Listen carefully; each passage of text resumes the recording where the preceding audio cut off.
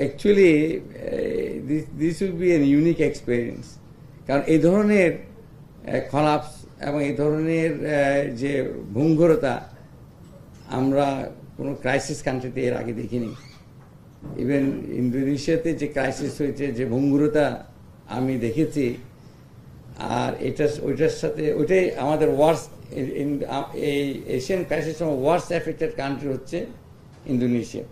আপনারা সবাই জানেন সরকারের পতন হয়ে গেছিল ওখানে, দেশটা বিভক্ত হয়ে গেছে ওখানে। তারপরে একটা পর্যায়ে ওটা ইউগোস্লাভিয়ার মতো এক্সপ্লোর করবে কিনা, বলকানাইজ হবে কিনা, এরকম চিন্তা আসলো। তা ওখানে 1 বছরের মধ্যে জিডিপি 14% ডিক্লাইন করেছে। মানে এত বড় ডিক্লাইন একমাত্র ডিপ্রেশন হয়েছিল কোনো দেশে। তো আমাদের এখানে সত্যিকার স্ট্যাটিস্টিক্স নিলে কত পার্সেন্ট, আমরা এখনো জিডিপি গ্রোথ হয়তো এত এফেক্ট হয়নি, কিন্তু বিভিন্ন সেক্টরে যেটা হয়েছে এটা অত্যন্ত ভঙ্গুর অবস্থায় আছে আমাদের দেশ, অর্থনৈতিক সাইডটা। সেটা নিয়ে আমরা এটা হাইড অ্যান্ড সিকের আর কোনো স্কোপ নেই, কারণ আমরা যদি নিজের সাথে নিজেকে প্রতারণা করি তাহলে আমরা ফিক্স করতে পারবো না।